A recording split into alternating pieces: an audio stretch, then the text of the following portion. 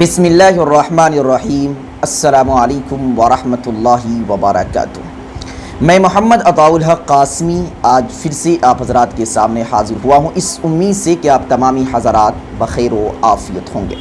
दोस्तों, आज की इस वीडियो के अंदर हम ये जानने की कोशिश करेंगे कि इस साल यानी 2022 में मुहर्रमुल हराम का रोज़ा कब रखेंगे, यानी सहरी दिन के हिसाब से मैं बताऊंगा, क्योंकि कुछ ही दिन बच गए हैं कि कौन से दिन आप सहरी खाएंगे और कौन से दिन आप रोज़ा रखेंगे।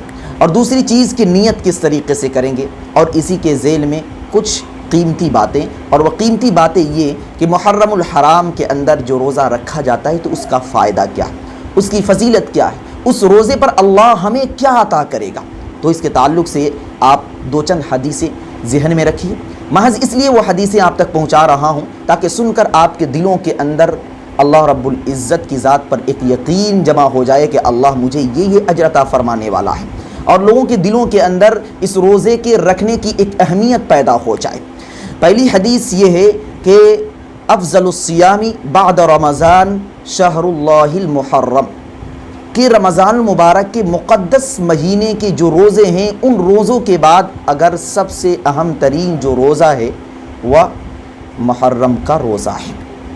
और दूसरी जगह अल्लाह के रसूल सल्लल्लाहु अलैहि वसल्लम ही की हदीस है कि कोई शख्स यौम आशूरा का एक रोज़ा रखता है तो उस एक रोज़े पर अल्लाह तबारक व तआला उसको इतना अजर अता फरमाते हैं कि पिछले एक साल में उसने जितने छोटे छोटे सगीरा गुनाह किए हैं सब धुल जाएंगे, माफ़ हो जाएंगे।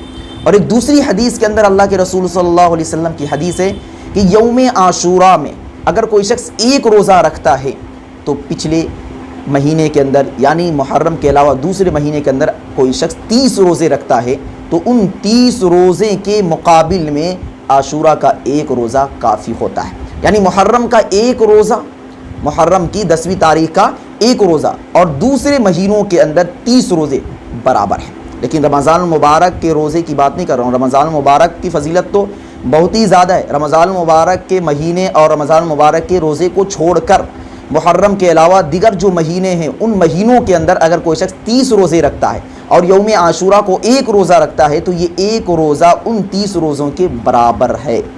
जी हाँ दोस्तों, तो इतनी ज़्यादा फजीलत है। दुआ करें कि अल्लाह तबारक व तआला हम सभी को यौम आशूरा में रोज़ा रखने की तौफीक मरहमत फरमाए। दोस्तों, अब सवाल ये होता है कि हम नियत किस तरीके से करेंगे। उससे पहले आप जान लें कि आज जो मैं वीडियो बना रहा हूँ ये शनिचर का दिन है, शनिचर का दिन है, उसके बाद इतवार है, सोमवार है। तो आप यूँ समझिए कि 10वीं मुहर्रम सोमवार की मगरिब की नमाज के बाद शुरू हो जा रहा, यानी मगरिब के बाद अरबी तारीख़ बदल जाती है तो सोमवार के दिन में तो 10वीं मुहर्रम है और सोमवार की मगरिब की अज़ान जूँ हुई उसके बाद 10वीं मुहर्रम शुरू हो गई। तो आप इस तरीके से समझिए कि जब सोमवार का दिन गुजर जाए और मंगल की रात आए तो मंगल की रात में सोमवार के दिन गुजारने के बाद आपको सहरी खानी है और मंगल के दिन में आपको रोज़ा रखना है, क्योंकि मंगल का दिन 10वीं मुहर्रम यौम आशूरा है। तो एक रोज़ा आपको कब रखना है?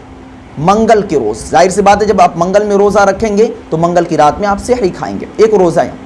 अब एक रोज़ा आप तो मंगल से पहले रख ले या फिर मंगल के बाद, यानी या तो सोमवार में एक रोज़ा कंप्लीट कर ले या फिर बुध में एक रोज़ा कंप्लीट कर ले। ये इसलिए कि अल्लाह के रसूल सल्लल्लाहु अलैहि वसल्लम की एक हदीस है कि जब उनको पता चला कि यहूदी भी यौम आशूरा में रोज़ा रखते हैं तो उन्होंने मुखालफत में कहा कि अगर मैं रहा तो आइंदा साल 10वीं मुहर्रम के साथ साथ 9वीं मुहर्रम का भी रोज़ा रखूँगा, इख्तिलाफ के लिए, महज इसलिए ताकि हमारी मुशाबहत उनके साथ ना हो सके।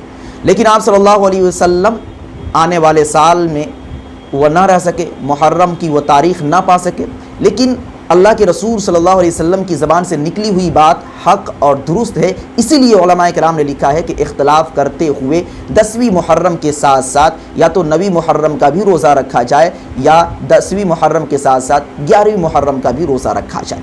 अगर कोई शख्स सिर्फ़ और सिर्फ 10वीं मुहर्रम ही का रोज़ा रखता है तो भी उसका रोज़ा दुरुस्त हो जाएगा, लेकिन उलमाए किराम ने मकरूह तंज़ीही करार दिया है, नापसंदीदा करार दिया है।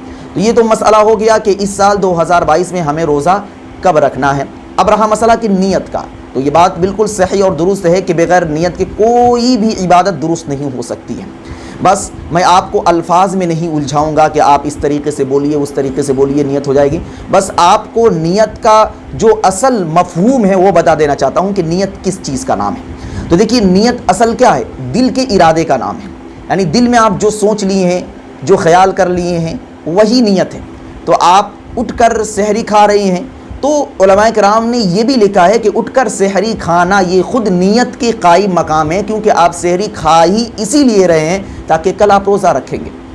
تو نیت تو بہت آسان ہے، آپ دل میں یہ سوچ لیجئے کہ کل میں عاشورہ کا روزہ رکھوں گا، نفل روزہ، بس یہ نیت آپ کی درست ہو جائے گی۔ اس کے علاوہ الفاظ یہ کہنا جس طریقے سے آپ رمضان کے روزے کی نیت کرتے ہیں کہ بصوم غد نویت من شہر رمضان، تو اس طریقے سے کچھ بھی کہنے کی ضرورت نہیں ہے، بلکہ آپ دل میں بس خیال کر لے، سوچ لے کہ میں کل عاشورہ کا روزہ رکھوں گا، بس یہی نیت ہو گئی، اور یہ سوچ لینا ہی آپ کے لیے کافی ہو گیا۔ مزید الفاظ میں الجھنے کی آپ کو کوئی ضرورت نہیں ہے۔ اس کے علاوہ اگر آپ حضرات کے ذہن و دماغ کے اندر کسی طرح کی کوئی بھی بات ہو تو آپ کمنٹ میں اپنا سوال لکھ سکتے ہیں، انشاءاللہ العزیز آپ کے سوال کا جواب یہ بندے ناچیز ضرور دے گا۔ السلام علیکم ورحمۃ اللہ۔ Thanks for watching. Don't forget like, comment, share and subscribe to Mufti Haq Qasmi.